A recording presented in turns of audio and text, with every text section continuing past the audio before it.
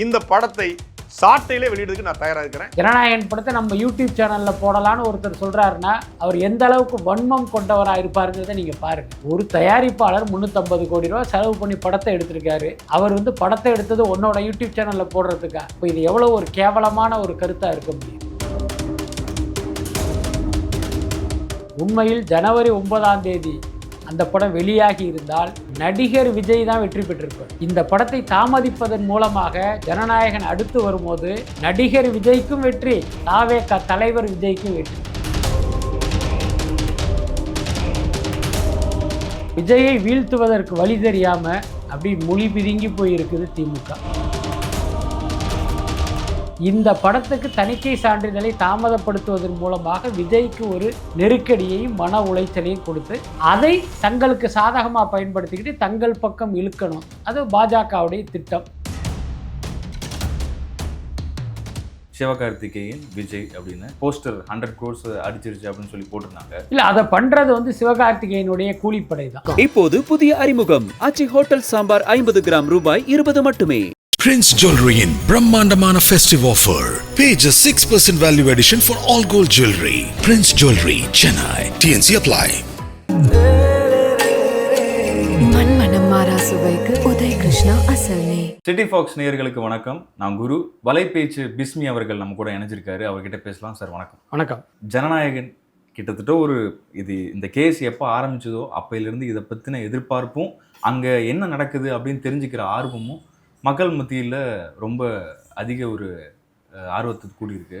என்ன தான் நடக்குது சார்? உச்சநீதிமன்றம், உயர்நீதிமன்றம், திருப்பி உச்சநீதிமன்றம், என்ன நடக்குதுன்னு சொல்லுங்கள். அதான் ஜனநாயகன்னு பேர் வச்சதுக்கு பதிலாக கன்னித்தீவுன்னு வச்சுருந்துருக்கலாம். ஸோ அந்தளவுக்கு அது ஒரு முடிவில்லாத விஷயமா அது அப்படி தொடர்ந்துக்கிட்டே இருக்குது. பட் இந்த நடக்கிற விஷயம் எல்லாத்தையும் கவனிக்கும் போது கிட்டத்தட்ட மக்களுக்கே அது புரிஞ்சிருக்கும்னு நினைக்கிறேன். ஏன்னா இன்றைக்கி சென்சார் போர்டு இந்த படத்தை வெளியிட விடாமல் தடுப்பதற்கும் தாமதிப்பதற்கும் காரணம் ஜனநாயகன் படத்தில் இருக்கிற விஷயங்கள் கிடையாது. அது ரொம்ப முக்கியமாக நம்ம கவனிக்கணும். எப்பயுமே ஒரு தணிக்கை வாரியம் ஒரு படத்துக்கு எதிரான ஒரு நடவடிக்கை எடுக்குதுன்னா அந்த படத்தினுடைய கண்டென்ட்டில் ஒரு ஆட்சேபகரமான விஷயங்கள் இருக்கும். இப்போ வசனமோ காட்சியோ அல்லது ஒட்டுமொத்த படத்தினுடைய கருவோ நம் இறையாண்மைக்கு எதிராக இருக்குது அப்படின்னா அந்த படத்தை ரிலீஸ் பண்ண விட மாட்டாங்க. உதாரணத்துக்கு குற்றப்பத்திரிக்கை, ராஜீவ்காந்தி கொலையை மையமாக வச்சு அந்த படம் எடுத்தாங்க. பேரலாக ராஜீவ் விசாரணை நடந்துக்கிட்டு இருக்கும்போது இப்படி ஒரு படம் எடுத்து அதில் இன்னார் தான் குற்றவாளி அப்படின்னு இவங்களே முடிவு பண்ணி ஒரு கதையை பண்ணி படம் எடுத்துட்டாங்க. போகிறதுக்கு முன்னாடி ஆமாம், ஏன்னா விசாரணை நடந்துக்கிட்டே இருக்குது. அப்போ சென்சார் என்ன சொன்னாங்கன்னா இது அந்த விசாரணையை பாதிக்கும், அதனால் கண்டிப்பாக விடமாட்டோன்னு சொல்லி பல வருடங்கள் பெரிய சட்ட போராட்டத்துக்கு பிறகு அந்த படத்தை துண்டு துண்டாக வெட்டி ஒரு பயாஸ்கோப்பில் பார்க்குற அளவுக்கு அந்த படத்தை கையில் கொடுத்தாங்க. அது மக்களுடைய கவனத்தை பெறாமலே காணா போச்சு. அதுக்கப்புறம் சமீபத்தில் பார்த்திங்கன்னா வெற்றிமாறன் தயாரிப்பில் கோபி நயினார் இயக்கிய மனுஷிங்கிற ஒரு படம், ஆண்ட்ரியா ஹீரோயின். அது ஒரு அற்புதமான படம். அந்த படம் வராததுங்கிறது நமக்கு தான் இழப்பு, தமிழ் சினிமாவுக்கே இழப்புன்னு கூட நம்ம சொல்லலாம். ஆனால் அந்த படத்தை அதனுடைய கண்டென்ட் இவர்களுக்கு ஏற்புடையதாக இல்லை. அந்த அடிப்படையில் அந்த படத்துக்கும் சென்சார் ஒரு தடை விதிச்சு இன்னைய வரைக்கும் அந்த படம் வரல.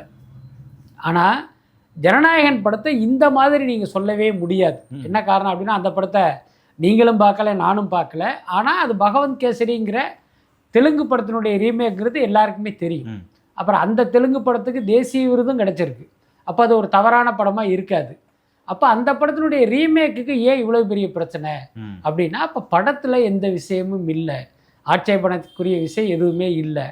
இந்த படத்துக்கு தணிக்கை சான்றிதழை தாமதப்படுத்துவதன் மூலமாக விஜய்க்கு ஒரு நெருக்கடியையும் மன உளைச்சலையும் கொடுத்து அதை தங்களுக்கு சாதகமாக பயன்படுத்திக்கிட்டு தங்கள் பக்கம் இழுக்கணும். அது பாஜகவுடைய திட்டம். அதுக்கு இந்த சென்சார் போர்டை ஒரு கருவியாக பயன்படுத்துகிறாங்க. அதனால தான் நீதிமன்றத்துக்கு போன பிறகும் கூட அங்கும் ஒரு மூர்க்கமாக இவங்க ஆர்குமெண்ட்டை முன்வைக்கிறாங்க. இவங்க இந்த அளவுக்கு தடுத்து வச்சுக்கிட்டே இருக்காங்கன்னா உண்மையிலே கேசரி தானா இல்லை வேற ஏதாவது பிரியாணி ஏதாவது கிண்டி வச்சிருக்காரு? இல்லை, அது பகவந்த் கேசரி உடைய ரீமேக் தான், அதில் எந்த மாற்றமும் இல்லை. பட் நான் கேள்விப்பட்ட மாதிரி அந்த படத்தினுடைய ஓப்பனிங் இன்ட்ரோல் பிளாக்கு அந்த ப்ரீ கிளைமாக்ஸில் மட்டும் ஒரு சேஞ்சஸ் பண்ணியிருக்காங்க. அதை தவிர அது முழுக்க அந்த படம் தான்.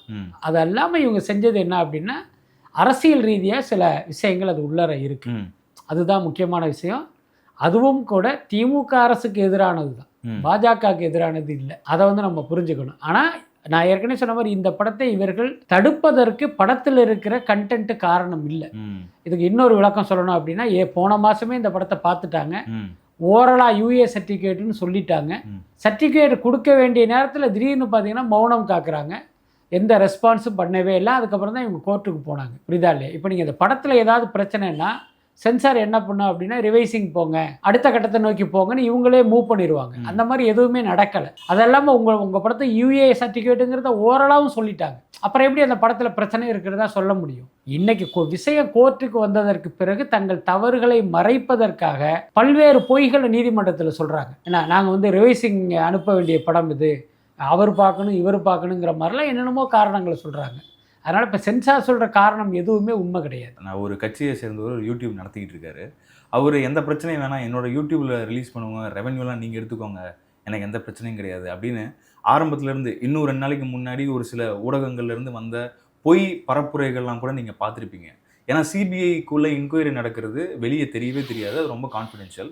ஆனால் இவங்க ஒவ்வொரு மணி நேரத்துக்கும் ஏதாவது ஒரு செய்தியை வெளியே விட்டுக்கிட்டே இருக்காங்க. அவர் கைது செய்யப்பட போகிறாரு, அவரை விசாரணையில் வச்சுக்கிட்டு ரொம்ப நாள் வெளியே வரமாட்டார், இல்லை படம் ரிலீஸே ஆகாது அப்படின்லாம் சொல்கிறாங்க. அதான் விஜயை வீழ்த்துவதற்கு வழி தெரியாமல் அப்படி மொழி பிதுங்கி போயிருக்குது திமுக. ஒரு பக்கம் பார்த்தீங்கன்னா அவர்களுடைய இணைய கூலிப்படை ரொம்ப மூர்க்கமாக விஜய் குறித்த அவதூறுகளை ஒரு பக்கம் பரப்பிக்கிட்டு இருக்காங்க. இன்னொரு பக்கம் பல்வேறு யூடியூப் சேனல்களையும் விலை கொடுத்து வாங்கிட்டாங்க. திமுகவுடைய ஐடி விங்கு, இன்னொரு பக்கம் சபரீசனுடைய பெண் மீடியா, இவங்க எல்லாமே நிறைய சேனல்களை, ஊடகங்களில் இருப்பவர்களை, யாரெல்லாம் இந்த நேர்காணல் மூலமாக தொடர்ந்து மக்களோட உரையாடுறாங்களோ அவர்களை எல்லாமே விலைக்கு வாங்கி ஒரு கருத்தை நிறுவுவதற்கு முயற்சி பண்ணுறாங்க. அது இல்லாமல் இன்னொரு பக்கம் விஜய் மீது ஒரு அவதூறு பிரச்சாரம். ஏன்னா விஜயை வேறு கருத்தியல் ரீதியாக நம்மளால் வெல்ல முடியாது. அப்போ என்ன பண்ணலாம் அப்படின்னா, இவருடைய கேரக்டரை அசாசினேட் பண்ணுவோம். ஏன்னா மக்களும் பெண்களும், முக்கியமாக பெண்கள் குழந்தைகள் விஜய் பின்னால் திரண்டு நிற்கிறாங்க. அதை இவங்களால் தாங்க முடியல. அதனால தான் பல நடிகைகளோட தொடர்பு படுத்தியெல்லாம் இவர் குறித்து நிறைய அவதூறு பிரச்சாரங்கள்லாம் கிளப்புனாங்க. அது மக்கள்கிட்ட ஒர்க் அவுட் ஆகலை. ஏன்னா அதையெல்லாம் மக்கள் நம்பி இருந்தால் விஜய் போகிற இடத்துக்கு கூட்டமே வந்திருக்காது. ஆனால் இவர் ஒவ்வொரு ஊருக்கு போகும்போது மக்கள் எவ்வளோ கூட்டமாக வந்தாங்கிறத நம்ம பார்த்தோம். அப்போ அதுவும் ஒர்க் அவுட் ஆகலை. இப்போ என்ன பண்ணலான்னா, இப்போ சிபிஐ வழக்கில் விஜய் கைது செய்யப்படுவார், விஜய் தான் முதல் குற்றவாளி அப்படிங்கிற மாதிரியான இன்னொரு விஷயத்தை அவங்க பரப்பிக்கிட்டு இருக்காங்க. இது எதுவுமே மக்கள்கிட்ட எடுபடாது. அதுதான் மிகப்பெரிய சோகம். இவங்க இப்படியெல்லாம் நம்ம பரப்பினோம்னா விஜய் மக்கள் நிராகரிச்சிருவாங்கன்னு நினைக்கிறாங்க. விஜய் குறித்து யாரெல்லாம் அவதூறு பேசுகிறார்களோ அவர்களைத்தான் மக்கள் நிராகரிப்பாங்க. விஜய் நிராகரிக்க மாட்டாங்க. அந்த உண்மை இவங்களுக்கு புரியல. அதுக்கப்புறம் நீங்கள் சொன்ன மாதிரி ஜனநாயகன் படத்தை நம்ம யூடியூப் சேனலில் போடலான்னு ஒருத்தர் சொல்கிறாருன்னா அவர் எந்த அளவுக்கு வன்மம் கொண்டவராக இருப்பாருங்கிறத நீங்கள் பாருங்கள். ஒரு தயாரிப்பாளர் 350 கோடி ரூபா செலவு பண்ணி படத்தை எடுத்திருக்காரு. அவர் படத்தை எடுத்தது உன்னோட யூடியூப் சேனலில் போடுறதுக்கா? இப்போ இது எவ்வளோ ஒரு கேவலமான ஒரு கருத்தாக இருக்க முடியும்? ஏன்னா இந்த படம் ஷூட்டிங் நடந்துட்டு இருக்கும்போதே கூட விஜய் அவர்கள் ப்ரொடியூசர்கிட்ட, சார் நான் வேற ஒரு ட்ராக் பக்கம் போயிட்டு இருக்கிறேன், பிரச்சனைகள் வரும், உங்களுக்கு ஓகேவான்னு கேட்டப்போ அதெல்லாம் பார்த்துக்கலாம், படம் எடுங்க அப்படின்னு சொல்லியிருக்காரு. அப்போது இந்த அளவுக்கு இந்த பிரச்சனை போகுன்றதை அவங்க எதிர்பார்த்துருப்பாங்களா, இல்லை ஏதாவது ஓரளவுக்கு இருக்கும் நம்ம சமாளிச்சுக்கலான்ற ஒரு எண்ணத்தில் இருந்திருப்பாங்களான்னு? இல்லை, ரொம்ப உண்மையை சொல்ல போனோம்னா ஜனநாயகனுடைய அந்த கதைப்படி, அதனுடைய கண்டென்ட் படி பார்த்தீங்கன்னா இந்த அளவுக்கு பிரச்சனை பெருசாக போகணும்னு அவங்களே நினச்சிருக்க மாட்டாங்க. அவங்கள பொறுத்த வரைக்கும் என்ன நினச்சாங்க அப்படின்னா, இந்த படத்தில் உள்ள ஃபைட்டில் கொஞ்சம் வயலன்ஸ் கொஞ்சம் ஓவராக இருக்குது, அதை கட் பண்ண சொல்லுவாங்க அப்படின்னு தான் இவங்க எதிர்பார்த்தது. ஆனால் அதை தாண்டி இன்றைக்கி விஷயங்கள் போயிட்டுருக்கு. ரொம்ப வெளிப்படையாக சொல்லணும்னா, சென்சார் படத்தை பார்த்து விட்டு அவர்கள் சொன்ன கரெக்ஷனும் கூட இந்த ஃபைட்டு குறித்து தான். இந்த வசனத்தை தூக்குங்க, இந்த காட்சியை தூக்குங்க அப்படின்னு எதுவுமே அவங்க சொல்லலை. ஒட்டுமொத்த படமே அவங்களுக்கு ஓகே தான். ஒரே ஒரு ஃபைட்டில் வயலன்ஸ் ஜாஸ்தி இருக்குது. அதை ரூல் 33 அடிப்படையில் வேற ஒரு ஷார்ட்டை போட்டு ரீப்ளேஸ் பண்ணுங்க, நல்லா கவனிங்க, அதை கட் பண்ணி தூக்கி போடுங்கன்னு சொல்லலை. அதே டியூரேஷனில் வேற ஒரு ஷார்ட்டை வைங்க அப்படின்னு தான் அவங்க இன்ஸ்ட்ரக்ஷன் கொடுத்தாங்க. அந்த சேஞ்சஸை செஞ்சு தான் இவங்க 24ஆம் தேதி ஃபுல்லாக சப்மிட் பண்ணது. இப்போ அது வரைக்கும் அவங்களுக்கு படத்தில் எந்த பிரச்சனையுமே கிடையாது. அப்போ 24க்கு பிறகு தான் இவங்க சர்டிஃபிகேட்டை கொடுக்காம இழுத்தடிக்க ஆரம்பிச்சது. அப்போ இந்த கேப்பில் என்ன நடந்தது அப்படின்னா, என்னுடைய கணிப்பு மத்திய தகவல் ஒலிபரப்புத்துறையினுடைய இணையமைச்சர் எல் முருகன், ஸோ அவருடைய இன்ஸ்ட்ரக்ஷன் இதுக்குள்ளார இருக்கும்னு நான் நினைக்கிறேன். இப்போ விஜய் அவங்க பக்கம் இழுப்பதற்கான ஒரு வேலை நடந்துகிட்டு இருக்கு, அவர் புடி கொடுக்கல. அப்போ இந்த படத்தை டிஸ்டர்ப் பண்ணோம்னா இப்போ நம்ம சொல் பேச்சு கேட்பாங்கன்னு அவங்க நினச்சி இந்த வேலையை பார்க்குறதா தான் நான் நினைக்கிறேன். பராசக்தி படத்துக்கும் ஏதோ கொஞ்சம் இஷ்யூ இருந்தது. சொல்லப்போனால் அந்த படத்தையும் இந்த அளவுக்கு தடுத்து இருந்திருக்கணும். ஏன்னு சொல்கிறேன்னா, அந்த படத்தோட ட்ரெய்லர்லேயே டெல்லி மட்டும்தான் இந்தியாவா அப்படின்னு கேட்டிருக்காங்க. ஒருவேளை அது மொழியை மட்டும் மையப்படுத்தி எடுத்த படம்ன்றதுனால அந்த படத்தை பெருசாக அவங்க கண்டுக்கலையா?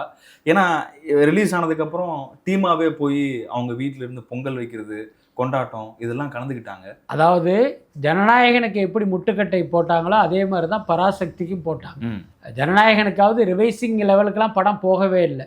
இங்கே ஆர்ஓ 4 மெம்பரோட படம் பார்த்து அதை ஓகே பண்ணிட்டாங்க. அதுக்கப்புறம் இந்த இன்ஸ்ட்ரக்ஷன் அடிப்படையில் தான் இன்றைக்கி இவ்வளோ தூரம் பிரச்சனை போயிட்டுருக்கு. பராசக்தியை பொறுத்த வரைக்கும் படத்தை பார்த்துட்டு நிறைய இடத்துல கட் பண்ணாங்க. கட் பண்ணிட்டு பார்த்தீங்கன்னா அது ரிவைசிங்க்கு அமிச்சாங்க. அப்போ ஜனநாயகனை விட இவங்க தடுக்க நினைத்தது பராசக்தியை தான். இத்தனைக்கும் பார்த்தீங்கன்னா பராசக்தியை படத்தை நீங்கள் ரொம்ப டீப்பாக பார்த்தா அது ஆன்டி ஹிந்தி படம் இல்லை, ஆன்டி காங்கிரஸ் படம். அந்த அறிவு கூட இல்லாமல் இவங்க இந்தியை எதுக்குறாங்களே அப்படின்னு நினச்சா அந்த படத்தை ரிவைசிங் அமிச்சாங்க. ஆனால் அதுக்கப்புறம் பார்த்தீங்கன்னா ஏதோ ஒரு புள்ளியில் இவங்க காம்ப்ரமைஸ் ஆகி அந்த படம் வந்து டப்புன்னு ரிலீஸ் ஆகிடுச்சு, சான்றிதழை கொடுத்துட்டாங்க. ஏன்னா அது எப்படி இந்த சமரசம் நடந்தது அப்படிங்கிற கேள்வி எல்லாருக்குமே இருந்தது. இப்போ நம்மலாம் சொல்கிற மாதிரி ஒருவேளை இது வந்துச்சுன்னா காங்கிரஸுடைய வெற்றி தானே பாதிக்கும் அப்படின்னு அறிவு வந்து இந்த படத்தை விட்டாங்களா அப்படின்னு நம்ம நினச்சோம். ஆனால் அதுக்கப்புறம் சிவகார்த்திகேயன் எல்முருகன் வீட்டு பொங்கலுக்கு போனது, அங்கே மோடியோடு இருந்ததெல்லாம் வச்சு பார்க்கும்போது வேறொரு சமரசம் நடந்திருக்கு அப்படிங்கிறத நம்மளால் புரிஞ்சுக்க முடியுது. புரியுதா இல்லையா? ஆனால் இன்னொரு விஷயம் பார்த்தீங்கன்னா அந்த பராசக்தியை அவங்க தடுத்திருந்தாங்கன்னா அது பிஜேபிக்கு இன்னும் ரிவர்ஸ் ஆகிருக்கும். ஏன்னா பொங்கலுக்கு வர்ற 2 படத்தையுமே இவங்க அரசியல் ரீதியாக எதுக்குறாங்க அப்படிங்கும்போது மக்களுடைய கோபம் பாஜக மேலே திரும்பும். அதனால் இவங்க என்ன பண்ணிட்டாங்க, இந்த பக்கம் சமரசம் ஆன உடனே அந்த படத்துக்கு வந்து கேட்டை திறந்து விட்டாங்க. இப்போ மக்கள் என்ன நினைப்பாங்க, பராசக்தியில் எந்த பிரச்சனையும் இல்லை அதனால விட்டாங்க, ஜனநாயகனில் ஏதோ பிரச்சனை இருக்குது போல இருக்குது அதனால தான் தடுக்கிறாங்கன்னு அப்படி பேச ஆரம்பிச்சிருவாங்கல்ல. ஸோ அந்த மாதிரியான ஒரு பாலிடிக்ஸை வந்து இந்த படத்தில் அவங்க பண்ணுறாங்க. ஆரம்பத்துல இருந்தே ஒரு கட்டமைப்பு இவங்க கட்ட முயற்சி பண்ணிகிட்டே இருக்காங்க. சிவகார்த்திகேயன், விஜய் அப்படின்னு போஸ்டர் 100 crores அடிச்சிருச்சு அப்படின்னு சொல்லி போட்டிருந்தாங்க. இது ஒப்பிடே சரியில்லைன்னு நமக்கு தெரிஞ்சாலும் இதை ஒரு கட்டமைப்பு முயற்சி பண்ணிக்கிட்டே இருக்காங்க. இல்லை அதை பண்ணுறது வந்து சிவகார்த்திகேயனுடைய கூலிப்படை தான். அதுதான் முக்கியம். ஏன்னா இங்கே எத்தனையோ ஹீரோக்கள் இருக்காங்க. ஏன்னா இவருக்கு முன்பு சினிமாவுக்கு வந்து சிம்பு, தனுஷ் போன்றவர்கள் இருக்காங்க. Sorry to interrupt sir. Okay. இப்போ கூட ஜீவா ஒரு இன்டர்வியூவில் சொல்லியிருந்தாரு, எனக்கும் சிவகார்த்திகேயனுக்கும் போட்டி கிடையாது, அவரோட மார்க்கெட்டிங் பிஆருக்கும் எங்களுக்கும் தான் போட்டி அப்படின்னு சொல்லியிருந்தாரு. ஆமாம், நம்ம தொடர்ந்து நான் சொல்லிகிட்டு இருக்கேன், என்னுடைய பேட்டிகளை பார்ப்பவர்களுக்கு தெரியும், சிவகார்த்திகேயனுடைய வளர்ச்சிங்கிறது வளர்ச்சி இல்லை வீக்கம்னு நான் ஒரு வார்த்தையை பயன்படுத்துவேன். அதோட அர்த்தம் என்ன அப்படின்னா சிவகார்த்திகேயனுடைய இந்த நட்சத்திர அந்தஸ்துங்கிறது செயற்கையாக கட்டமைக்கப்பட்டது. அதுதான் முக்கியமான விஷயம். அதாவது பார்த்தா இந்த படம் வந்து ஒரு 10 கோடி கலெக்ட் பண்ணியிருக்கு அப்படின்னா அதை 100 கோடியாக பில்டப் பண்ணுவாங்க. நான் பராசக்தியை சொல்லலை, ஒரு உதாரணத்துக்கு சொல்கிறேன். இப்போ இவர் படத்துக்கு பார்த்தீங்கன்னா இவ்வளவு ரூபா இங்கே கலெக்ட் பண்ணியிருக்குன்னா அதை விட 2 மடங்கா இவங்க சொல்லுவாங்க. என்னென்னா இந்த டீமை வச்சுட்டு இப்படி ஒரு நேரேட்டிவ் செட் பண்ணுவாங்க. அதுதான் இவர் வந்து இவர்களை விட இவர் பெரிய இடத்துல இருக்கார் அப்படிங்கிற ஒரு எண்ணத்தை ஏற்படுத்தியதே இந்த டீமுடைய வேலை தான். எல்லாத்துக்கும் மேலே எல்லா நடிகர்களுக்கும் ரசிகர்கள் இருக்காங்க, அவங்க வந்து சோஷியல் மீடியாவில் ஆக்டிவாக இருக்காங்க, அது தனி. சிவகார்த்திகேயன் பார்த்தீங்கன்னா ஒரு ஐடி கம்பெனி மாதிரியே இந்த ஐடி விங்கை நடத்திக்கிட்டு இருக்காரு. இன்றைக்கி இல்லை, அந்த ரெமோ படம்லாம் நடித்தார் தெரியுமா, அந்த காலத்திலேருந்தே அதை ஸ்டார்ட் பண்ணிட்டார். அதனால தான் சிவகார்த்திகேயனை பார்த்து சினிமாவுக்கு வந்த கவினும் அதே மாதிரி ஒரு ஐடி விங் வச்சு வேலையை வாங்கிட்டு இருக்காரு. புரியுதா? உண்மைதான். இவங்க எல்லாமே பார்த்தீங்கன்னா அவர்களை புகழ் பாடுவதற்காக இப்படி ஒரு விஷயத்தை அவங்க பண்ணிக்கிட்டு இருக்காங்க. அது திரையுலகில் இருப்பவர்களுக்கு தெரியும். பலரும் அதை பற்றி வெளிப்படையாக பேச மாட்டாங்க. ஜீவா வந்து அதை வெளிப்படையாக பேசிட்டார். இப்போ நாம் வந்து பத்திரிகையாளர், யாருக்கும் பயப்பட மாட்டோம், பயப்படணும்னு அவசியம் இல்லை. அதனால் நம்ம தொடர்ந்து உண்மையை பேசிக்கிட்டு இருக்கோம். ஆனால் ஒரு நடிகர் சக நடிகர் குறித்த உண்மையை வந்து இப்படி வெளிப்படையாக பேச மாட்டார். ஏன்னா நாளை பின்ன அவங்க ஃபேஸ் பண்ணணும். அப்புறம் அந்த நடிகருடைய ஐடிவிக்கு நம்ம இவர் படம் வரும்போது என்ன பண்ணுவாங்க, இவரை காலி பண்ணுறதுக்கு முயற்சி பண்ணுவாங்க. அதனால் எதுக்கடா வம்புன்ட்டு அவங்க ரொம்ப அடக்கி வாசிப்பாங்க. ஜீவா பார்த்தீங்கன்னா இது எல்லாத்தையும் தாண்டி வந்து உண்மையை போட்டு உடைச்சிட்டார். இப்போ என்னை போன்றவர்கள் சொல்லும் போது மக்களுக்கும் சரி சிவகார்த்திகேயன் ரசிகர்களுக்கும் கூட இவனுங்கெல்லாம் பொய் சொல்கிறானுங்க, அவர் மேலே ஏதோ ஒரு தனிப்பட்ட வன்மம் அப்படின்னு கடந்து போயிடுவாங்க. ஜீவா மாதிரி ஒரு நடிகர் சொல்லும் போது தான் அந்த உண்மை மக்கள்கிட்டே போகும். அதை வந்து இன்றைக்கும் இப்போ அவர் சொல்லலை, ரொம்ப நாளைக்கு முன்னே சொன்னது இன்றைக்கி தான் அது வந்து வைரலாகி மக்களுடைய பார்வைக்கு போயிருக்கு. ஸோ அப்படி தான் சிவகார்த்திகேயன் இருக்கிறார். அவரை பொறுத்த வரைக்கும் தன்னை வந்து பார்த்தீங்கன்னா விஜய்க்கு அருகில் அல்லது விஜயை மிஞ்சியவராக காட்டிக்கிறதுக்கு ட்ரை பண்ணுறாரு. அதுதான் உண்மை. ஆக்சுவலாக இவங்க ஒரு நெரேட்டிவ் செட் பண்ணுறதுக்கு முயற்சி பண்ணது கூட இப்போ நடக்காமல் போயிடுச்சு. ஏன்னா பராசக்தியும் ஜனநாயகனும் ஒன்றா ரிலீஸ் பண்ணி அதோட வசூலை நம்ம முறியடிக்கணும், பாதியாக ஆக்கணும் அப்படின்னு தான் நினச்சாங்க. பட் இவங்க கேஸ் போட்டதுனால என்னவோ தெரியல, அதுவாகவே தள்ளி போயிடுச்சு. ஆனால் படத்தோட எதிர்பார்ப்பு, ஒரு சாதாரண படம், ஒரு படம் தள்ளி போயிடுச்சுன்னா அது மேலே இருக்கிற அந்த ஈர்ப்பு வந்து கொஞ்சம் கொஞ்சமாக குறைஞ்சு அந்த படம் பழைய படம் அப்படின்னு பேச ஆரம்பிச்சிருவாங்க. ஆனால் நிறைய பேர்கிட்ட பேசும்போது விஜய் விதிவிலக்கு அப்படின்னு சொல்கிறாங்க. உங்களுடைய பார்வை? நிச்சயமா அது வந்து ஜனநாயகன் படத்துக்கு விதிவிலக்கு தான். ஏன்னா விஜய் இருக்கிற இடம் அப்படி, விஜய்க்கு இருக்கிற ஃபேன் ஃபாலோவிங் அந்த மாதிரி இருக்குது. எல்லாத்துக்கும் மேலே இந்த படத்தை இவர்கள் தாமதப்படுத்த மக்களுக்கு அந்த படத்தின் மீதான ஆர்வம் வந்து பெரிய அளவில் இருக்குது. இன்னும் அதிகமாக பில்ட் ஆகும். நீங்கள் பாருங்கள், இந்த தடைகளை எல்லாம் நீங்கி இந்த படம் இத்தனாம் தேதி ரிலீஸ் அப்படின்னு அறிவிக்கும் போது உலகம் முழுக்க எந்த மாதிரியான ஒரு எழுச்சி இருக்குங்கிறத நம்ம எல்லாருமே பார்க்கத்தான் போகிறோம். இன்னொரு விஷயம் என்னென்னா, இவங்க என்ன நினச்சிட்டாங்க, பொங்கலுக்கு இந்த படத்தை வந்து நம்ம வர விடாமல் பண்ணிட்டோம், நமக்கு வெற்றி, விஜய்க்கு வந்து தோல்வியை கொடுத்துட்டோம் அப்படின்னு இவங்க நினச்சிக்கிட்டு இருப்பாங்க. உண்மையில் ஜனவரி 9ஆம் தேதி அந்த படம் வெளியாகி இருந்தால் நடிகர் விஜய் தான் வெற்றி பெற்றிருப்பார். இந்த படத்தை தாமதிப்பதன் மூலமாக ஜனநாயகன் அடுத்து வரும்போது நடிகர் விஜய்க்கும் வெற்றி, தாவேகா தலைவர் விஜய்க்கும் வெற்றி. ஏன்னா இந்த படத்தில் பல்வேறு அரசியல் விஷயங்கள் இருக்குது. அப்போ இந்த படம் தேர்தலுக்கு முன்பு வரும்போது அந்த வைபு அப்படியே இருக்கும். அது தேர்தலில் அப்படியே வாக்குகளாக கன்வெர்ட் ஆகும். ஒருவேளை 9ஆம் தேதி வந்துருதுன்னு வச்சுங்க, தேர்தல் வரும்போது மக்களே கொஞ்சம் மறந்துருப்பாங்க, ரைட்டா? ஆனால் இந்த படம் தாமதிப்பது அப்படிங்கிறதே அது விஜய்க்கு வந்து பாஜக செய்த நன்மையாக அது மாறுவதற்கும் வாய்ப்பு இருக்குது. இன்னைக்கு வந்து விஜயை நம்ம தடுத்துட்டோம், விஜயை கெடுத்துட்டோம் அப்படிங்கிற சந்தோஷத்தில் இருப்பாங்க. ஆனால் அது விஜய்க்கு சாதகமாக மாறும்போது இவங்கெல்லாம் தலையில் துண்டு போட்டுட்டு உட்கார்றதை நம்ம பார்க்க தான் போகிறோம். சார், எனக்கு ஒரு டவுட் சார். இப்போ இந்த படம் தள்ளி போனதுனால இப்போ எலெக்ஷன் கமிஷன் இருக்காங்க, அவங்க ஒருவேளை அரசியல் சம்பந்தமாக இதில் ஏதாவது பிரச்சார யுக்தியோ இல்லை அது பற்றின வசனங்களோ ஏதாவது இருந்ததுன்னா அதை நிறுத்தலாம், அதை நீங்கள் ஒளிபரப்பக்கூடாதுன்னு சொல்கிற அதிகாரம் அவங்களுக்கு இருக்குல்ல. ஒருவேளை டிலே ஆச்சுன்னா அந்த மாதிரி ஒரு சூழ்நிலை ஏற்படுமா? அது 50-50 தான். அதாவது இப்போ நீங்கள் சொல்கிற மாதிரி தேர்தல் தேதி அறிவிக்கப்பட்ட பிறகு இப்போ இந்த படத்தினுடைய ரிலீஸ் தேதி அறிவிக்கிறதா வச்சுக்கோங்க. இப்போ என்ன பண்ணுவாங்கன்னா, யாரோ ஒருவர் அல்லது ஒரு அரசியல் கட்சி, இப்போ திமுகவே எடுத்துக்குவோம், இந்த படத்தில் பொலிட்டிக்கலாக சில விஷயங்கள் இருக்குது, இது நமக்கு எதிராக இருக்குது, இந்த படம் வந்துச்சுன்னா நம்மளுடைய வாக்கு வங்கி பாதிக்கப்படும் திமுக நினச்சி தேர்தல் கமிஷனுக்கு ஒரு பெட்டிஷன் கொடுக்குறாங்கன்னு வச்சுக்குவோம். இந்த படம் வந்துச்சுன்னா எங்களுடைய வெற்றி வாய்ப்பு பாதிக்கும், இதில் நிறைய அவதூறுலாம் இருக்குது அப்படின்னு இவங்க பெட்டிஷன் கொடுத்து, அந்த அடிப்படையில் தேர்தல் கமிஷன் இந்த படத்தை பார்த்துட்டு ஆமாம் இருக்குன்னு நினச்சா இந்த படத்தை தேர்தலுக்கு முன்பு வெளியிட வந்து அனுமதிக்க மாட்டாங்க. அப்படி ஒரு சிக்கல் இருக்குது.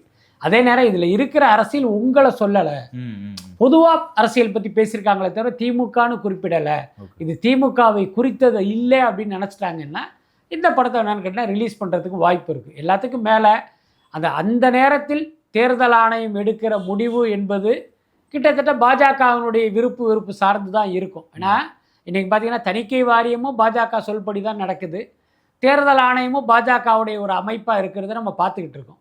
அப்போ இந்த படத்தை அவங்க பார்த்துட்டு இந்த படம் வந்தால் பாஜகவுக்கு நல்லதா கெட்டதான்னு பார்ப்பாங்க. இந்த படம் திமுகவை மட்டும்தான் தாக்குது, திமுகவுக்கு தான் பாதிப்பு அப்படின்னு அவங்க நினச்சாங்க அப்படின்னா, இல்லை திமுகவுக்கு இந்த படம் பாதிப்பே கிடையாதுன்ட்டு அவங்க ரிலீஸுக்கு கூட அனுமதி கொடுக்கறதுக்கு வாய்ப்பு இருக்குது. மறுபடியும் சந்திக்கலாம் சார். ரொம்ப நன்றி. நன்றி. இப்போது புதிய அறிமுகம் ஆச்சி ஹோட்டல் சாம்பார் 50 கிராம் ரூபாய் 20 மட்டுமே. Prince Jewelry in Brahmandamana festive offer. Pay just 6% value addition for all gold jewelry. Prince Jewelry, Chennai. TNC apply. மண் மனம் மாறா சுவைக்கு உதய் கிருஷ்ணா அசல்